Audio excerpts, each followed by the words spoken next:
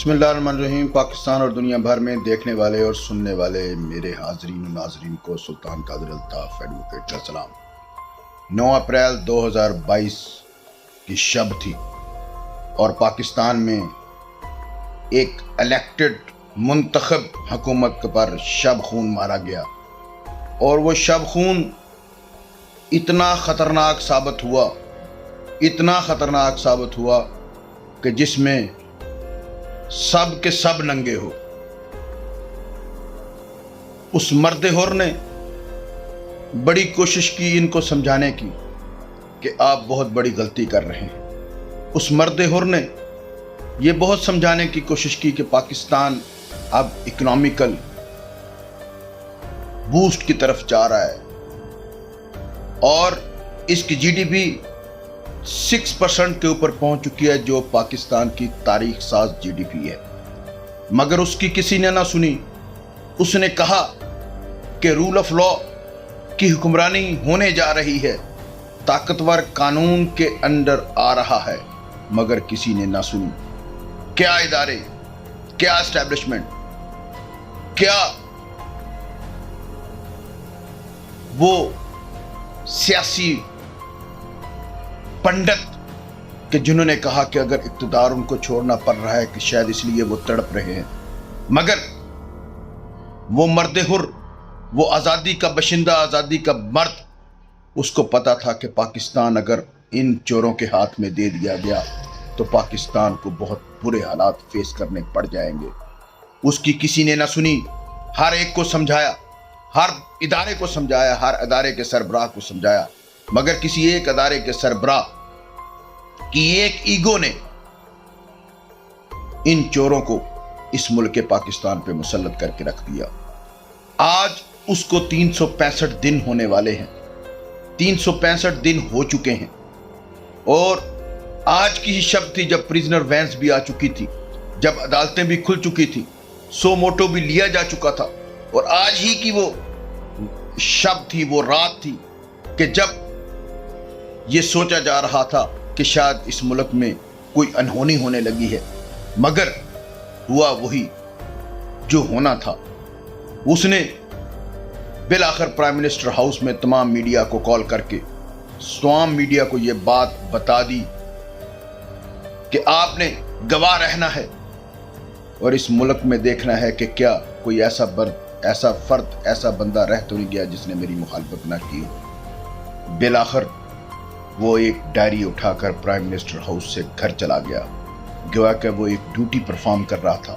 उसके जिम्मे जो ड्यूटी थी उसने वो परफॉर्म की, मगर उसकी किसी एक ने न सुनी और वो अपने घर को चला गया। वो अपने घर को गया, मगर पीछे इस घर को आग लग गई जो किसी ऐसे अफराद के सुपुर्द कर दिया गया कि जिसका नतीजा पूरी आवाम भुगत रही है। न सिर्फ महंगाई की सूरत में, न सिर्फ मईशत की सूरत में, न सिर्फ जो गवर्निंग सिस्टम की सूरत में, न सिर्फ आईनी सूरत में, न सिर्फ कानूनी सूरत में, बल्कि अगर हम जहत अंदाज में देखा जाए तो हर लिहाज में ये मुल्क अब बहुत कमज़ोर फुटिंग के ऊपर चला गया है। वो 6% ग्रोथ वाला मुल्क अब -0.4% के ऊपर आ चुका है। इस मुल्क के रिजर्व्स खत्म हो चुके हैं, मगर फिर भी वो आज भी नाउमीद नहीं है। उसने अपनी 26 साला कोशिश, 26 साला सियासी कैरियर को दांव पे नहीं लगाया, बल्कि उसने अपनी जिंदगी भी दांव पे लगा दी। इस 365 दिन में उसने न दिन देखा न रात देखा, न सिर्फ अपनी जिंदगी दांव पे लगा दी, बल्कि इसके साथ साथ उसने अपने तमाम वर्कर्स के साथ होने वाले जुल्म को भी बर्दाश्त किया। बहुत सारे लोग उसके शहीद हो गए, बहुत सारे लोग उसके प्रिजनर्स बने, जेलों में चले गए, मगर वो नाउमीद न हुआ।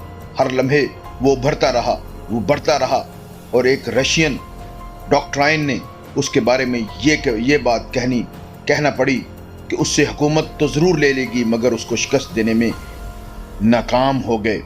कोई भी शख्स उसको جو اس کو فتح کرنے میں اور اس کو شکست دینے میں ناکام رہ گیا، اس لیے کہ وہ آزادی کا عظیم سپاہی، عظیم کلندر، عظیم مرد کلندر ہر وقت اپنی محنت میں، اپنی مگن میں، اور صرف اس کا ایک ہی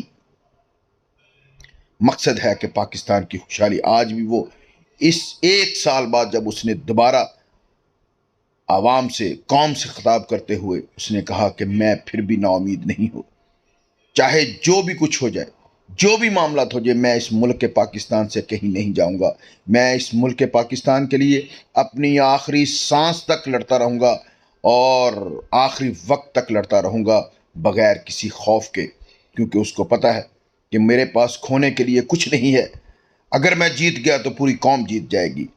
تو 1 سال بعد بھی آج بھی وہ عزم مصمم کے ساتھ ایک سیسا پلائی ہوئی دیوار کے ساتھ کھڑا ہے۔ میں ٹریبیوٹ پیش کرتا ہوں اس عمران خان کو، اس عظیم قائد کو، جو پاکستان کا ایک نہ صرف عظیم قائد ہے بلکہ ایک قائد اعظم ثانی کے طور پر، ایک غازی کے طور پر سامنے آ چکا ہے۔